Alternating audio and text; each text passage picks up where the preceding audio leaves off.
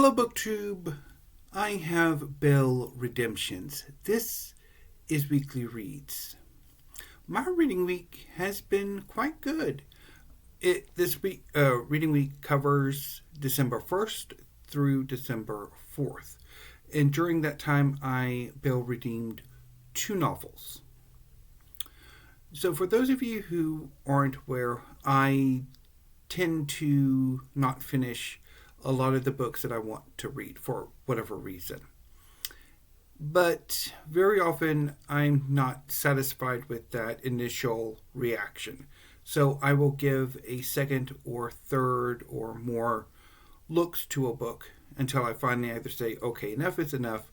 This book is never going to work for me, or I successfully read it. So I have come to term not finishing a book a bail, and giving that multiple looks to that bail as a bail redemption. So my big December reading project was to go over a number of the books that I have wanted to read this year and for whatever reason didn't succeed at, and give them another look. So bail redemption December. And so far it's working out. I have 2 bail redemptions that have been successful. So let's get started with them. First up is Perfection by Vincenzo Latronico, translated from the Italian by Sophie Hughes. Perfection is about an Italian couple, Anna and Tom, who moved to Berlin sometime in the 2000s and remain until sometime in the late 2010s. Anna and Tom work as freelance graphic designers, web developers, online marketeers, and the novel follows their lives in Berlin. But this novel has a very unique technique. There is no dialogue. The novel is told strictly through description. And when I first read the book or attempted this novel back in October, a part of me was thinking, this is kind of neat. This is a neat way of telling a story. But at the same time, I'm thinking, well, can you really get away with it? And at the time, I wasn't in the mood to find out. But now, having, I guess, found the mood to find out, I have to say that, for me at least, it works. I rather enjoyed Perfection. Even if there is no clear plot outside of just exploring the lives of Anna and Tom as they slowly try to recapture the magic that Berlin in the 2000s had, that a more gentrified Berlin in the later 2010s doesn't have, and trying to recapture that magic in Lisbon or in off the coast of Italy. So really enjoyed bail redeeming this book. It actually turned out to be quite a pleasant surprise. I also bail redeemed Mrs. Dalloway by Virginia Woolf. This is a classic of 20th century British literature. It's about Clarissa Dalloway, a wealthy woman who, over the course of the novel, which takes place over the course of a day, she prepares for and hosts a party. And as she hosts this party, she wonders what might have been, how her life could have been different had she married someone else, and thinking back on her childhood home. And as the novel expands out, many other characters, both who will attend Clarissa's party, as well as those who will not, their lives are delved into. Their stories are briefly told.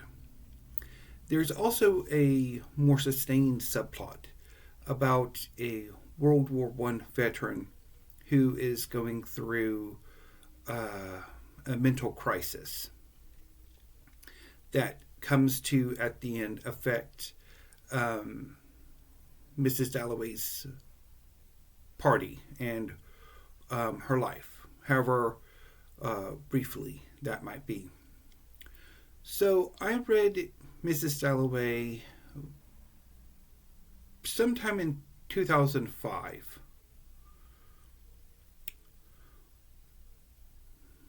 I don't quite remember if it was the spring of 2005 or the autumn of 2005. But I read it and remember it quite fondly. And over the course of this year, I wanted to give it another go. So I picked up a new edition or a new copy of the book. And in September, set about to reading it as part of a prompt for Shorty September, which I'll get to in a bit, but also included two other novels that are about or feature Virginia Woolf in some way. And I got about a third of the way into Mrs. Dalloway and found the Septimus Warren Smith sections. He is the World War I veteran who is having the mental health crisis. I found him trying and at that reading and put down the book. And then, so having come back to Mrs. Dalloway a few days ago, on Wednesday and yesterday, whatever issue I had went away, and I really enjoyed this reread. Particularly the sections with Mrs. Dalloway, with her former beau, Peter Walsh. Really liked his sections. And there was a point, particularly in my readings yesterday, where I really, really got sucked into the novel. And I really started to enjoy it quite a lot. So I am very happy to have reread and redeemed Mrs. Dalloway. So, what are my reading plans for today and this following reading week? So, today and tomorrow, Sunday, I will be reading some manga, the November new releases. What I do is every month I put in a pre-order for the following month's forthcoming volumes of manga in the series that I actively follow, and debuting volumes of series I would like to try out.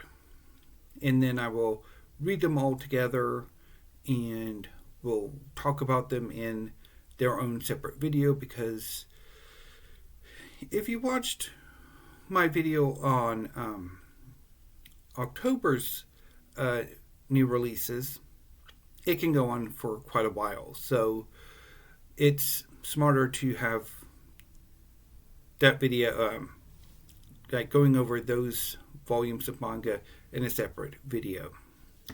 So that's my plan for today. It will be probably the fourth volume of Still Ball Run by Hirohiko Araki. And then on Saturday, the other 8 volumes. And I will talk about them in a video on Saturday.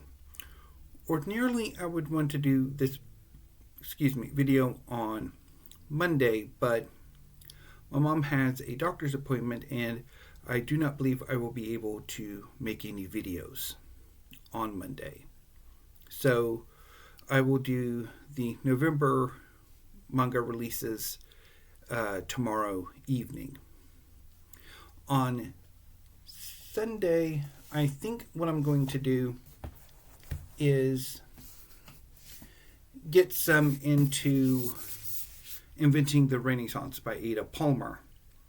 So this is a reimagining of the Renaissance and of how what we think of as the Renaissance came to be. I had a go at this book a few months ago. I don't quite remember when I attempted it. I didn't get too far in. And then I wanted to redeem it. So I think sometime in October, I started back up with it and started from the beginning and got almost 150 pages in before that particular chapter wore me out. And so I put the book back down. And I'm going to come back to it. So instead of starting over, I'm going to pick up with the chapter where I dropped it and see how things go. So my plan is to read a chunk on Sunday and then to figure out where I want to go from there.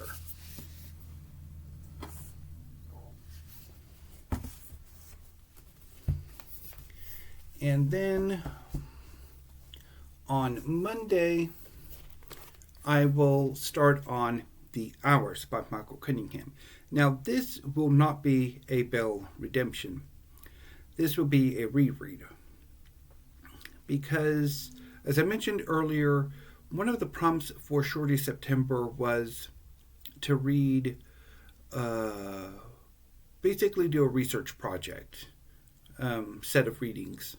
And so my thought was, okay, I could reread Mrs. Dalloway by Virginia Woolf, and then read The Hours, which is in part a retelling of Mrs. Dalloway, as well as featuring Virginia Woolf as a character. And then I would also read Theory and Practice by Michelle de Krester, which is about an Australian graduate student wanting to do a research project, a dissertation on Virginia Woolf, and struggling with what to do once the main character realizes that Virginia Woolf was racist. So, anyway, so that's kind of my plan. So, and I'll probably get to Theory and Practice shortly after The Hours. But that is, for now, my plan for this coming reading week. If there are any additions, I will, of course, report back on next weekly reads. I'm also hoping to make a few more videos next week than I did this week. There were 2 quasi-tags that have been floating around BookTube the last month or so that I would have liked to do, but for whatever reason it's not quite working out. So I will hopefully be able to work those 2 quasi tags out, and also any other videos that strike my fancy.